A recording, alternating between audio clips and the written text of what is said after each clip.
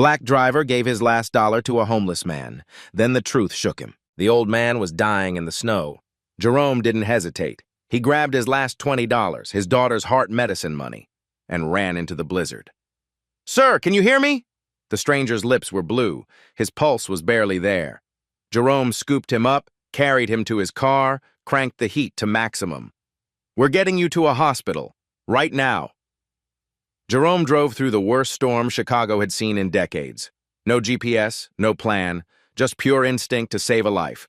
He didn't know this homeless man was worth $2 billion. He didn't know this moment would transform everything. He just knew someone needed help.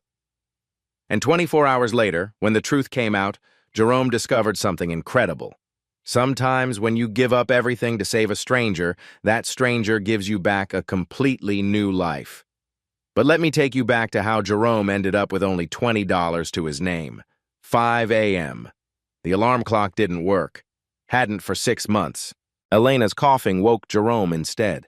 "Daddy, it hurts again," she whispered, pressing her small hand against her chest. Jerome's heart clenched.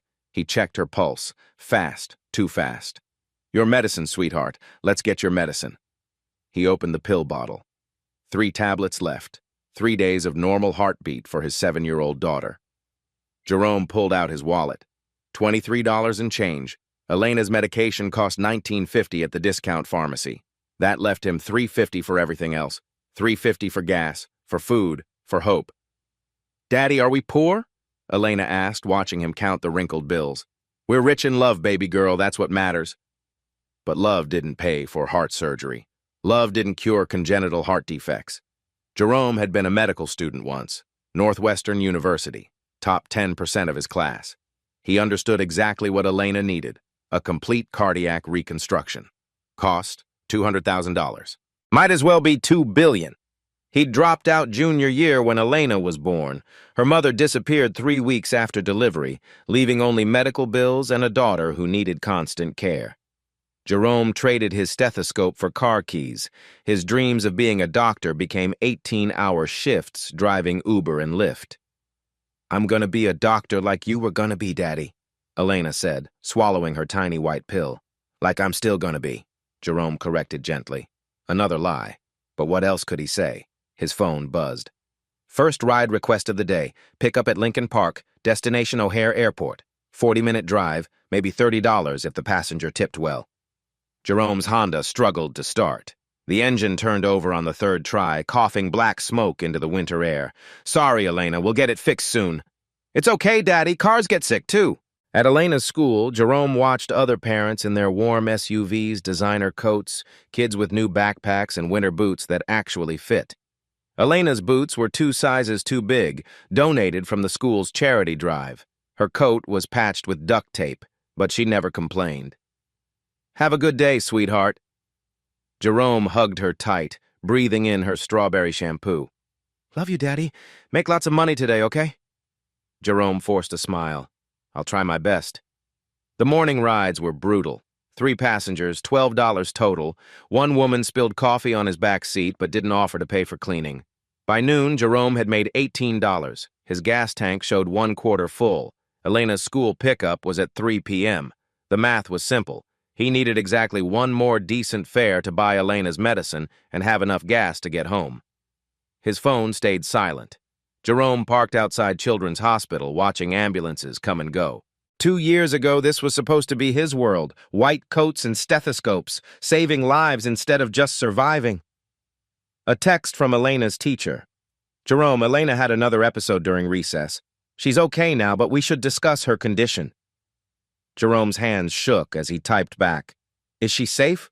Should I come get her?" "She's resting in the nurse's office. We'll monitor her until pickup time." Jerome stared at his phone. Elena's episodes were getting worse, more frequent. The medication wasn't enough anymore. He called Dr. Martinez, Elena's cardiologist. "Jerome, I'm glad you called. Elena's latest tests show significant progression. We need to schedule surgery within the next 6 months." "How much time do we have exactly?" 3 months, maybe 4 if we're lucky. "And the cost?" $200,000. I know it seems impossible, but there are programs. "What programs?" "Medicaid applications, charity foundations, fundraising. It takes time, but..." "How much time?" Dr. Martinez paused. 12 to 18 months for approval.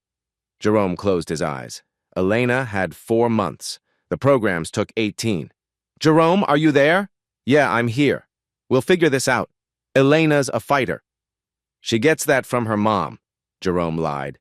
Elena got everything from him. Determination, hope, the refusal to quit even when the world felt impossible. That afternoon, Jerome picked up Elena from school. She was pale but smiling. Daddy, look what I drew. She held up a crayon picture of 2 stick figures in white coats. That's you and me when we're both doctors. Jerome's throat tightened. It's beautiful, sweetheart. Miss Johnson said I'm really smart. She said smart kids can be anything they want. That's right, baby girl. Anything you want. As they drove home, Elena fell asleep in the passenger seat, her small hand still pressed against her chest. Jerome pulled into their apartment complex, a run-down building on Chicago's south side. The heat barely worked. The windows rattled with every gust of wind. But it was home. Jerome carried Elena upstairs, tucked her into bed, and counted his money one more time. $20.37. Tomorrow, Elena will need more medicine. Tomorrow, the rent was due. Tomorrow felt impossible. But Jerome had learned something from 3 years of medical school. Sometimes the most important diagnosis isn't what's wrong with the patient. It's what's still right with their heart. What Jerome didn't know was that his biggest test was about to arrive with the storm of the century. 8 p.m. Snow fell like concrete chunks. The Weather Service called it a life-threatening blizzard. Wind gusts at 60 miles per hour. Temperature dropping to -15. Jerome should have been home with Elena. But $20 wasn't enough. Not for medicine and gas and food. He needed one more ride. Just one. His phone had been silent for 3 hours. No passengers wanted to venture out in this weather. Smart passengers. Jerome wasn't smart. Jerome was desperate. He drove slowly through downtown Chicago, squinting through snow that hit his windshield like bullets. His wipers struggled against the ice buildup. Then his phone buzzed. Ride request from Navy Pier. $25 minimum fare. His heart jumped. $25 meant Elena's medicine plus gas money. Jerome accepted immediately. The pickup location was a high-end restaurant called The Windsor. Jerome pulled up, hazards blinking. Through the swirling snow, he could barely make out the restaurant's elegant facade.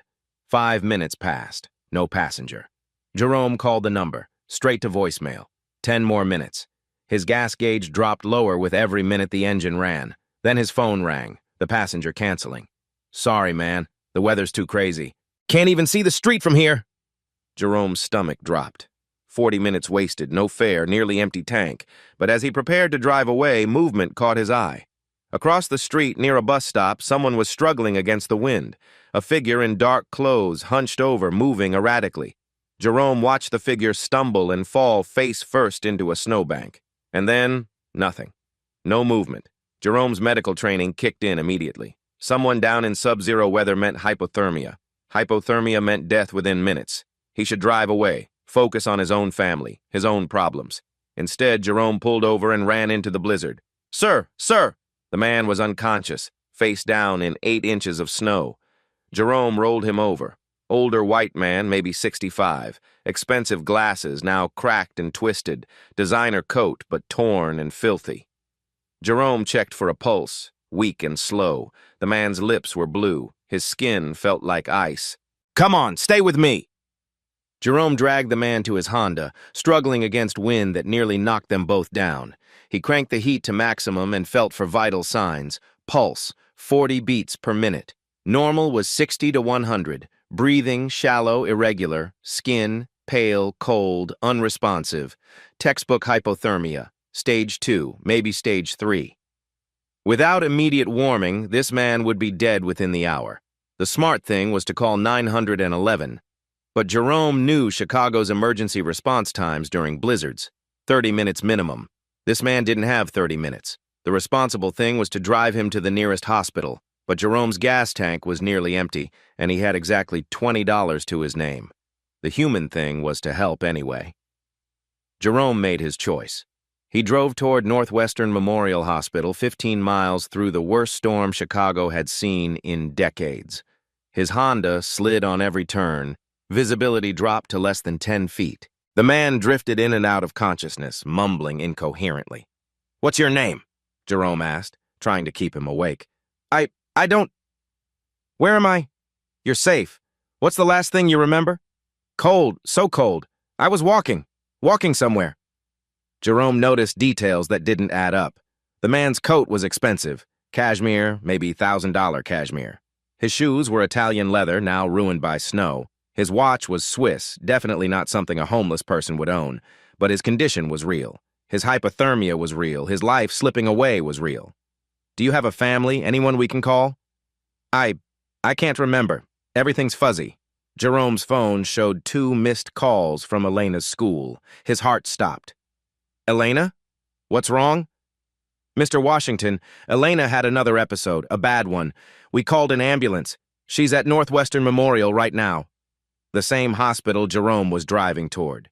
Is she okay? Is she conscious? "She's stable, but you need to get here immediately." Jerome looked at the unconscious stranger in his passenger seat, then at his gas gauge hovering near empty. He had to choose, Elena or this man.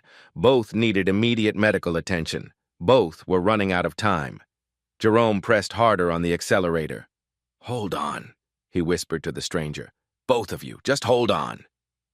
As they approached the hospital, the man's eyes fluttered open. For a moment, his gaze was sharp, focused, like someone used to being in control. "Thank you," he whispered. "You saved my life." Then his eyes closed again. Jerome parked at the emergency entrance and ran inside, leaving his car running. "I need help! Hypothermia patient and my daughter's here somewhere!" 2 nurses rushed out with a wheelchair. They took the stranger inside while Jerome parked his car with his last fumes of gas. $20. Elena's medicine money, all gone. But 2 lives hung in the balance, and sometimes that's all that matters. What happened next would change everything Jerome thought he knew about luck, kindness, and miracles. The emergency room exploded into action. "Room 3 for the hypothermia case. Elena Washington to pediatric ICU stat." Jerome stood frozen in the chaos, watching his daughter disappear down one hallway while the stranger he'd saved rolled down another. Dr. Sarah Collins, the ER attendant, grabbed Jerome's arm. "Are you the father?" "Yes, both of them. I mean, Elena's my daughter.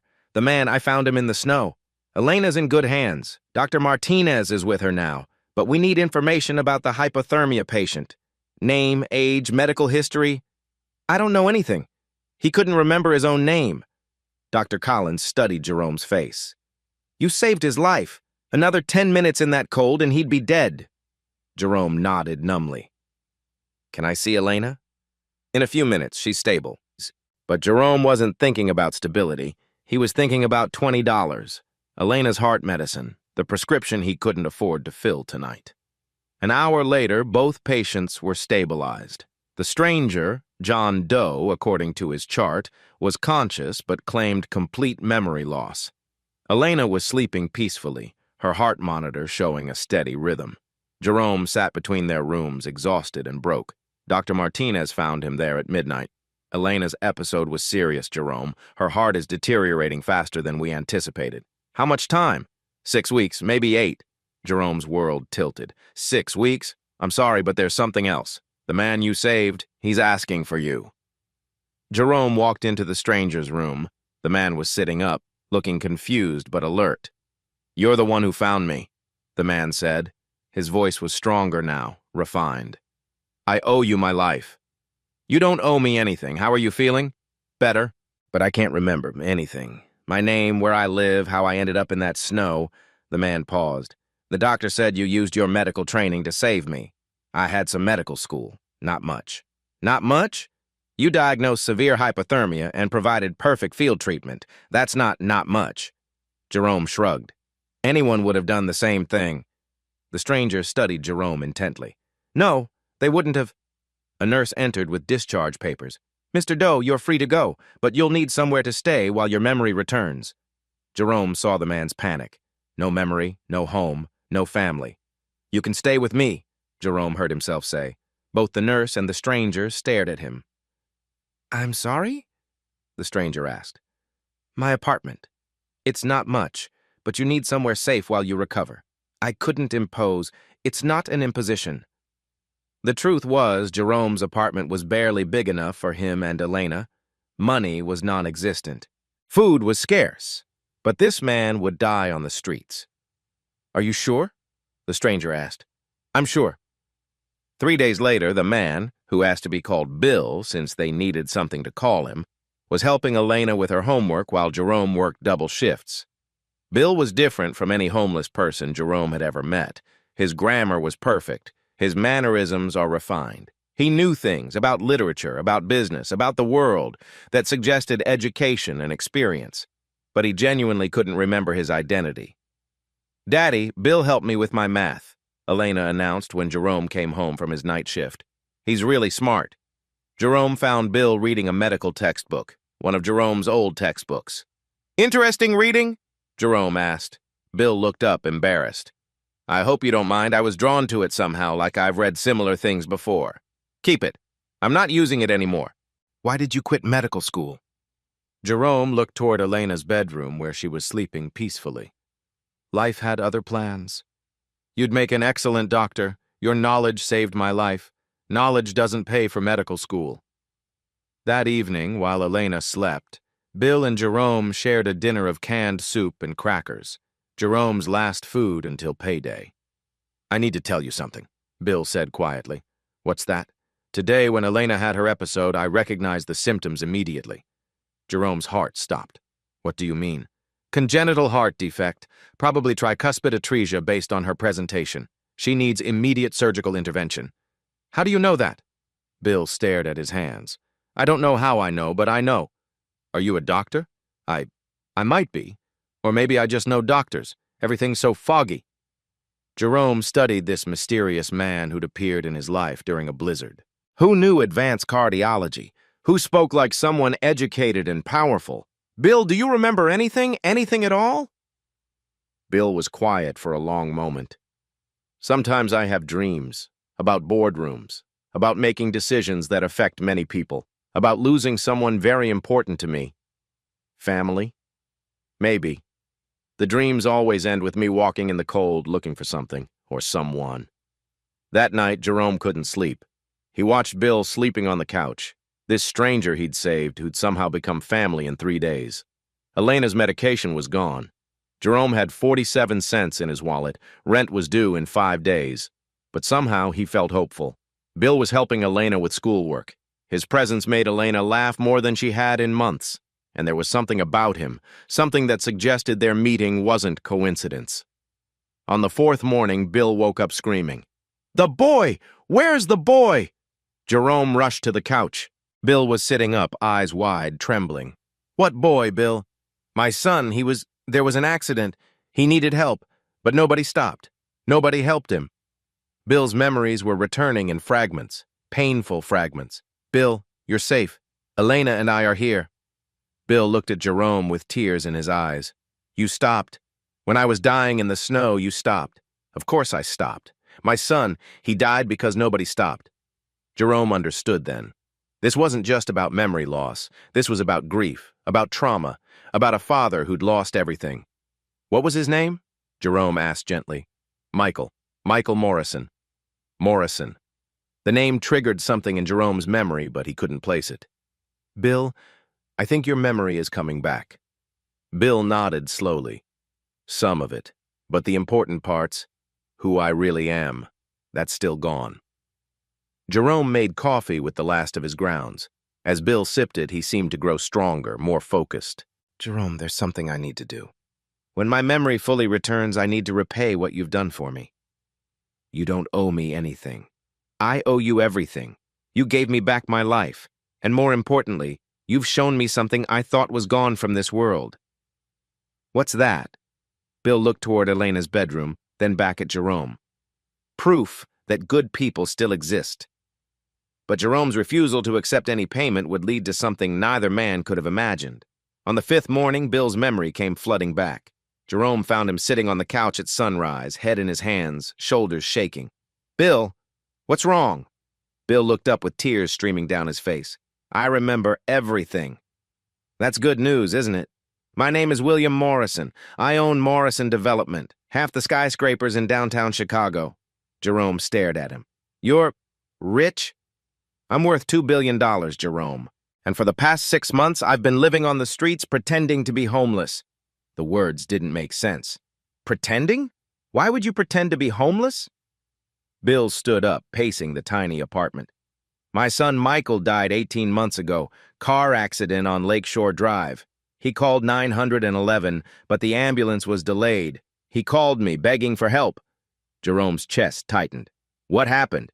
Dozens of people drove past him. He was bleeding, dying, and they all just kept driving. By the time help arrived, it was too late. Bill, I'm so sorry. I became obsessed with the idea that humanity was gone, that people only cared about themselves, so I decided to test it. Test it how? Bill pulled out his wallet, an expensive leather billfold that Jerome had never seen before. From it, he extracted a business card. William Morrison, CEO and Chairman, Morrison Development, Chicago's premier real estate empire. Jerome's hands trembled as he read it. You've been testing people? For 6 months, I lived on the streets, dirty clothes, no money, asking for help. Do you know how many people stopped to help a dying homeless man? How many? You. Just you. Jerome sank into a chair. So this was all, what, an experiment? No, Jerome. The hypothermia was real. I really was dying. But when I saw your car approaching, when I realized someone was actually stopping, Bill's voice broke. You gave me something I thought was dead in this world. What? Hope, faith in human decency. Bill reached into his jacket and pulled out a checkbook. I need to give you something. Bill, you don't owe me anything. $500,000 for Elena's surgery. Jerome jumped up. What? No, absolutely not. Jerome, you saved my life. You brought me into your home. You shared your food when you barely had enough for yourself. Because that's what people do for each other. No, that's what you do. That's what makes you extraordinary. Jerome backed toward the door. I can't take your money. I won't. Why not? Because that's not who I am. I didn't help you for money. I helped you because you needed help. Bill stared at him for a long moment. That's exactly why you deserve it. I don't deserve anything. I did what any decent person would do. But you're wrong, Jerome. Most people wouldn't have done what you did. I spent 6 months proving that. Jerome shook his head firmly. Keep your money, Bill. Use it to help other people. What if I told you this could change Elena's life? Give her the surgery she needs. Jerome's resolve wavered. Elena, his little girl who dreamed of being a doctor, who might not live to see her 8th birthday without that surgery. I can't, Jerome whispered. I can't take charity. It's not charity, it's gratitude. Same thing. Bill closed the checkbook. Then let me ask you something else. What? What do you want most in the world? Jerome looked toward Elena's bedroom. I want my daughter to live. I want her to be healthy and happy and grow up to be the amazing person I know she can be. And for yourself? I want to be the father she deserves, the man who can provide for her, protect her, give her opportunities. Bill nodded slowly. What if I told you I could make that happen without charity? What if I offered you something you'd have to earn? Like what? A job, using your medical knowledge, helping people the way you helped me. Jerome's pulse quickened. What kind of job? I'll tell you tomorrow, but first I need to make a phone call. Bill picked up Jerome's phone and dialed a number from memory. Dr. Martinez, this is William Morrison. I need to discuss Elena Washington's case immediately. Jerome's eyes widened. How do you know Dr. Martinez? Bill covered the phone. I funded the new cardiac wing at Northwestern Memorial. Dr. Martinez is one of the best pediatric surgeons in the country. Bill, what are you doing? Something I should have done 6 months ago, Bill said. Something my son would have wanted me to do. What Bill was planning would shock everyone who thought they knew the whole story. For 3 days after his memory returned, Bill transformed completely. Gone was the confused, gentle man. In his place stood someone who made commanding phone calls and wore authority like a second skin. Dr. Martinez, move Elena Washington to the VIP cardiac unit immediately. Jerome overheard this. Bill, what are you doing? What needs to be done? When Jerome pressed for details, Bill's answers became evasive. Trust me, everything will make sense soon. Mysterious element #1, Northwestern Memorial's HR department called Jerome.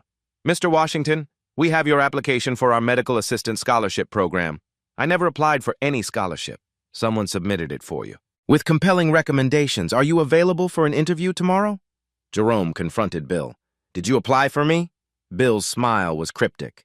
I made a few calls, the kind that opens doors. Mysterious element #2. Elena came home excited. Daddy, a man in a fancy suit visited our class. What kind of man? He asked about smart students who don't have much money for college, just me, and he gave Mrs. Patterson this. Elena showed a business card. Morrison Foundation. Educational opportunities for exceptional students. Bill, what is the Morrison Foundation? Bill suddenly became interested in washing dishes. Just a small charity I run, nothing major. Mysterious element #3. Jerome's phone buzzed with a text. Mr. Washington, this is James Morrison, Williams' attorney. We need to meet regarding your daughter's medical care and future employment. Tomorrow at 2 p.m., Morrison Tower, 47th floor. Your attorney wants to meet with me? James gets excited about paperwork. Bill, what's really going on? Bill looked up seriously. Jerome, you saved more than my life that night. What do you mean? You saved my faith in humanity. Now I want to return the favor. By doing what exactly? By giving you the chance to save other lives, the way you saved mine. Jerome felt a chill. You're scaring me. Don't be scared. Be ready. Ready for what? Bill smiled mysteriously. To change the world. The truth about what Bill was really planning would change everything Jerome thought he knew about chance, fate, and the power of a single act of kindness. The meeting at Morrison Tower was unlike anything Jerome had ever experienced. 47th floor, floor-to-ceiling windows overlooking all of Chicago, a conference table that could seat 20 people. And William Morrison, no longer Bill, in a perfectly tailored suit that probably cost more than Jerome's annual income. Jerome, please sit down. Jerome felt underdressed in his only clean shirt and borrowed tie. Mr. Morrison, I still don't understand why I'm here. You're here because 6 months ago, I made a decision that led me to the most important discovery of my life. James Morrison, the attorney, slid a thick folder across the table. Mr. Washington, what I'm about to tell you will sound impossible. Jerome opened the folder. Inside were photographs, dozens of them, all of Jerome. Jerome drives his Honda. Jerome picks up Elena from school. Jerome helping an elderly woman with groceries. Jerome returns a wallet to a panicked businessman. What is this? William leaned forward. Jerome, I didn't end up in that snowbank by accident. What do you mean? After my son Michael died, I became obsessed with a question. Are there still genuinely good people in this world? Jerome's stomach tightened. So you've been watching me? For 3 months before that night, yes. The room felt like it was spinning. 3 months? William nodded. I hired private investigators to identify people who consistently chose kindness over self-interest. We monitored rideshare drivers, service workers, anyone in positions where they interact with strangers regularly. Jerome stared at the photographs. This is insane. We documented acts of goodness, small things, returning lost items, helping stranded motorists, going out of your way to assist someone in need. You spied on me. We observed public behavior. And Jerome, out of over 200 people we studied, you were extraordinary. James opened another folder. Mr. Washington, you've returned 4 lost wallets containing cash totaling over $3,000. You've helped 17 stranded motorists. You've given free rides to elderly passengers who couldn't afford the fare. That's just being decent. No, Jerome, that's being exceptional, especially when you're struggling financially yourself. William stood up, walking to the window. But I needed to know if your kindness extended to life or death situations, if you would sacrifice everything to save a complete stranger. So you put yourself in that snowbank? I was walking in the blizzard, yes, but the hypothermia was real, the danger was real. I was genuinely dying. Jerome felt sick. But you knew I'd find you. I hoped you would. You were one of only 3 drivers still working that night. And your route took you past that exact location. 3 drivers? James consulted his notes. The other 2 passed the location 17 minutes before you arrived. Both saw the figure in the snow. Both drove past without stopping. Jerome buried his face in his hands. This is all fake. Our entire friendship is fake. No, Jerome, friendship is the only real thing that came out of this. William returned to the table. What happened after you saved me? That was all genuine. my gratitude, my respect for you. Elena became like family to me. That was all real. But you've been lying to me for days. I've been trying to figure out how to tell you the truth without losing your trust. Jerome looked up. Why? Why does any of this matter? William's expression grew serious. Because I'm dying, Jerome. The words hit like a physical blow. What? Pancreatic cancer, stage 4. I have maybe 6 months left. James nodded grimly. Mr. Morrison has been managing his condition throughout this entire process. When Michael died, I lost my purpose. William continued. I had billions of dollars, but no reason to live, no faith in humanity, no hope for the future. So you decided to test people. I decided to find out if kindness still existed, and if it did, I wanted to find someone worthy of carrying on my son's legacy. Jerome felt the world shifting beneath him. What are you talking about? William opened a final folder. The Morrison Foundation currently has an endowment of $500 million. It was supposed to be Michael's inheritance, his chance to change the world. Mr. Morrison, I want you to run it, Jerome. The room went completely silent. Run what? The Morrison Foundation. I want you to distribute $500 million to help people like yourself. People who deserve opportunities but never get them. Jerome couldn't breathe. That's impossible. It's not impossible. It's necessary. James slid a contract across the table. The position comes with a salary of $200,000 annually, full medical benefits for you and Elena, and complete authority over foundation grants and programs. Jerome stared at the contract. I don't have any experience running a foundation. You have something better, William said. You have the moral compass to identify people who deserve help. You understand what it means to struggle, to sacrifice, to choose kindness when it costs you everything. What about Elena's surgery? Already scheduled for next week. Dr. Martinez will perform it personally. Full costs covered by the foundation. And my medical school debt? Paid in full. Plus, if you want to complete your medical degree, the foundation will cover all expenses. Jerome's hands shook as he read the contract. This is too much. It's too much money, too much responsibility. Jerome, look at me. Jerome met William's eyes. You saved my life with $20 and no expectation of reward. You brought me into your home when you had nothing. You shared food with me when your own daughter was hungry. That's what people do. That's what you do. And that's exactly why you're the right person for this job.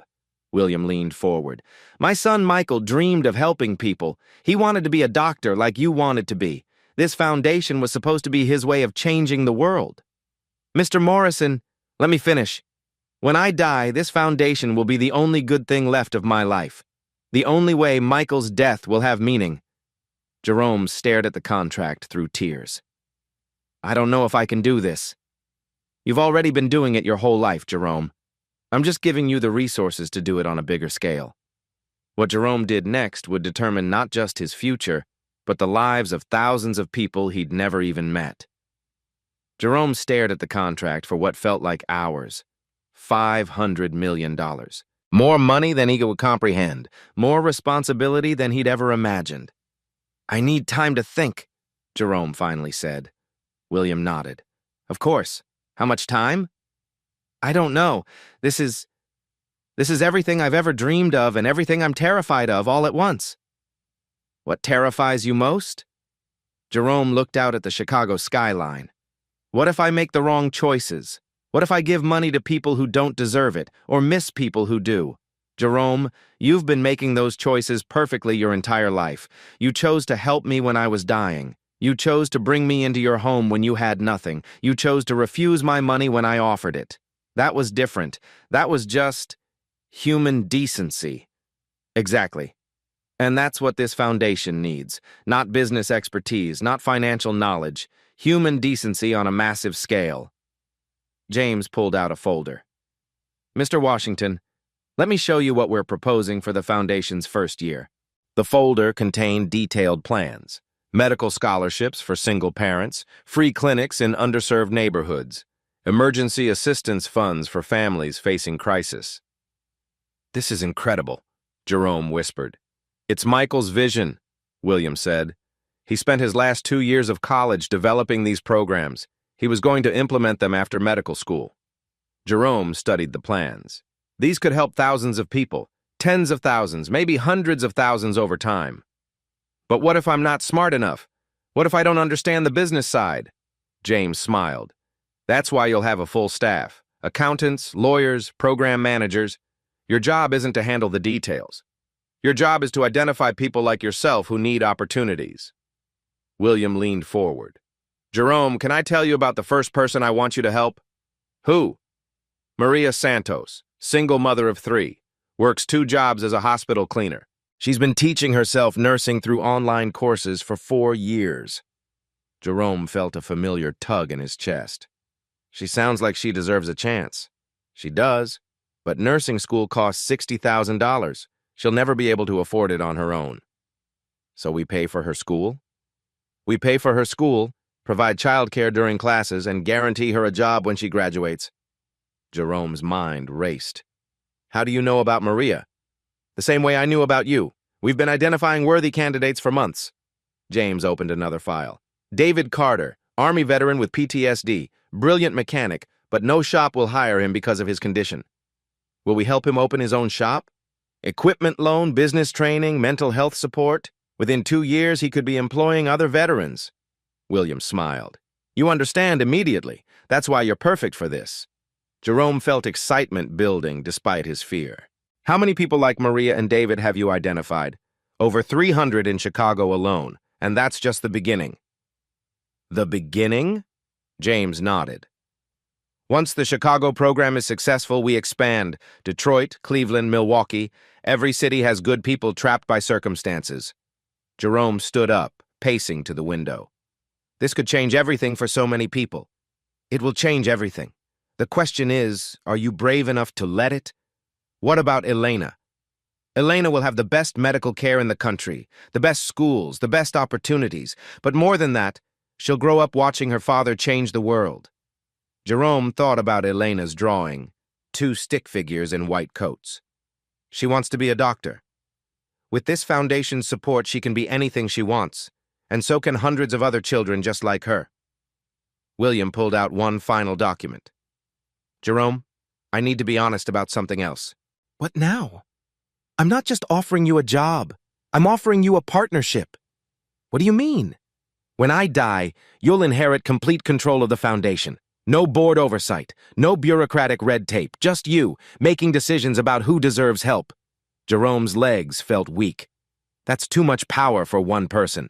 It's exactly the right amount of power for the right person. James clarified, there will be legal safeguards, annual audits, transparency requirements, but the fundamental decisions about grants and programs will be yours. Why would you trust me with that much responsibility? William's voice grew soft. Because 6 months ago, when you thought I was just a homeless man dying in the snow, you gave me your last $20 without a second thought. That was $20. This is $500 million. The amount doesn't matter, the heart does. And your heart is exactly what this foundation needs. Jerome returned to the table, looking at the contract one more time. If I say yes, when would this start? Tomorrow, if you want. We have offices ready, staff prepared, and our first 100 candidates already evaluated.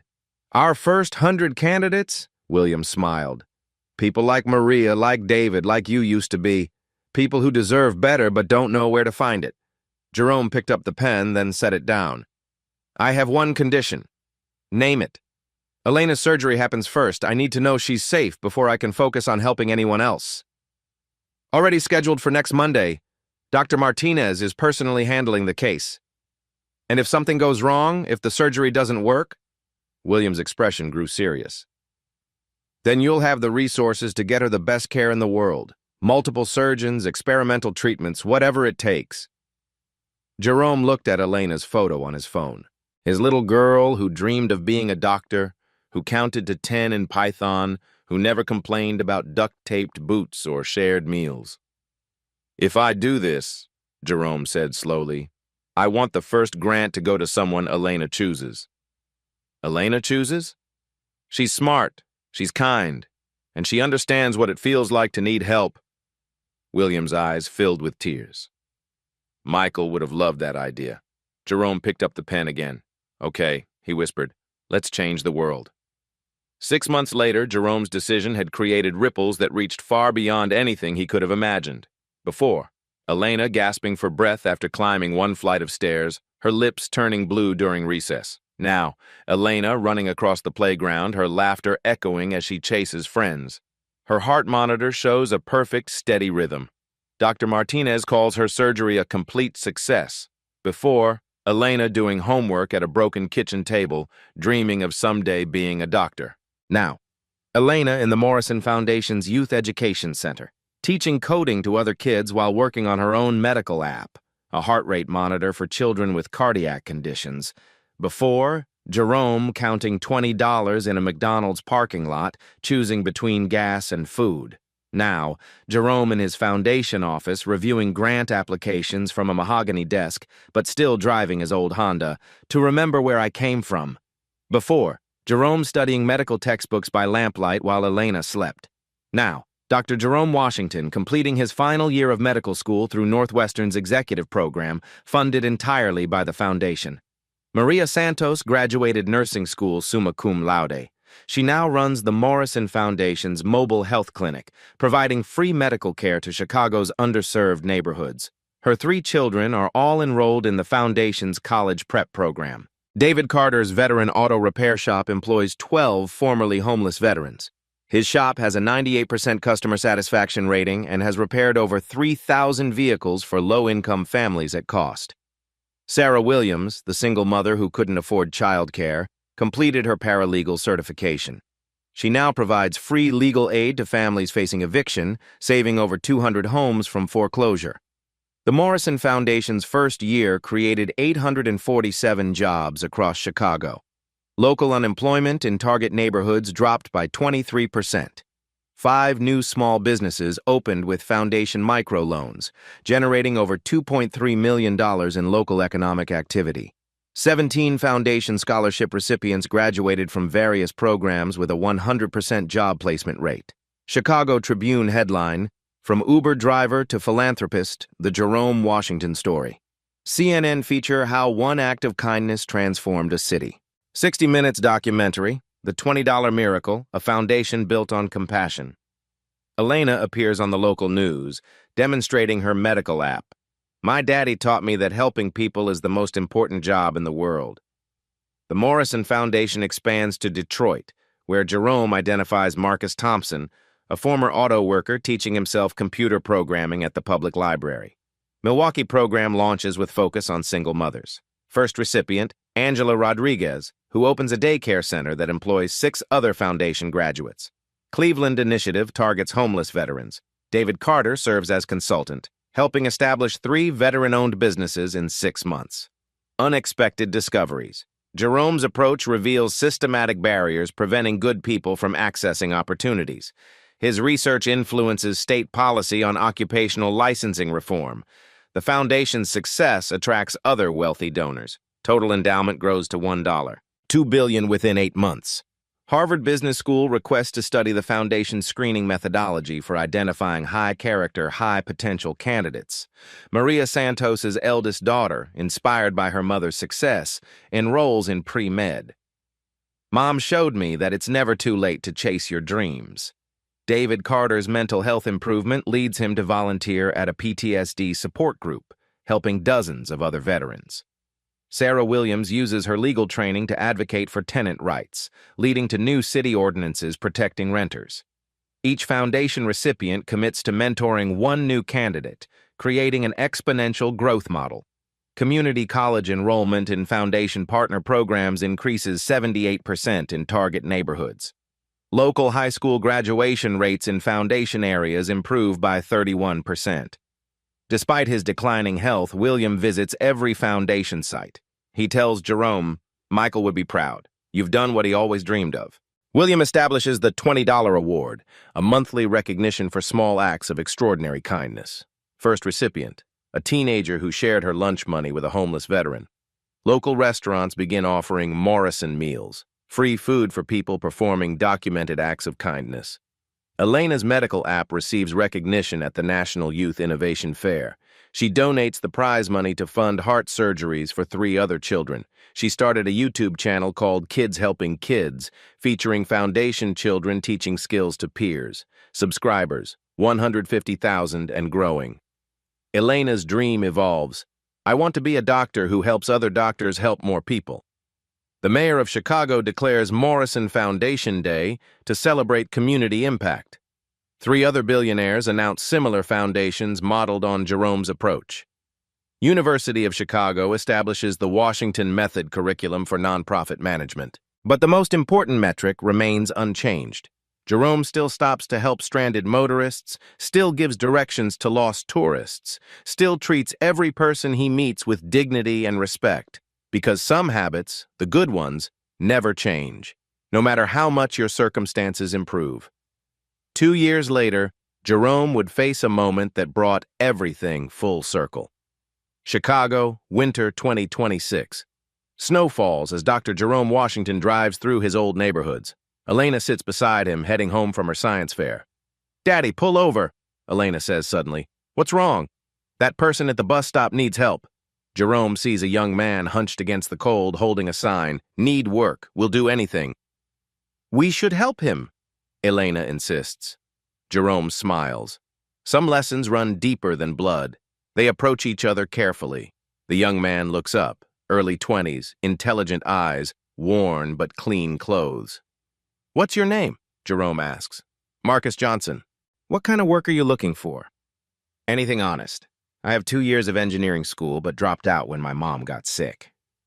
Jerome feels the familiar pull, the same instinct that made him stop for William Morrison. "Marcus, have you heard of the Morrison Foundation?" "No, sir." Elena steps forward. "My daddy runs it. We help people who deserve opportunities." Jerome hands him a business card. "Come to my office tomorrow, 9 a.m. Marcus stares at it. Dr. Jerome Washington, Executive Director, Morrison Foundation. "What's this about?" "Finishing your engineering degree, getting back on your feet. Someone once gave me that chance." Marcus's eyes fill with tears.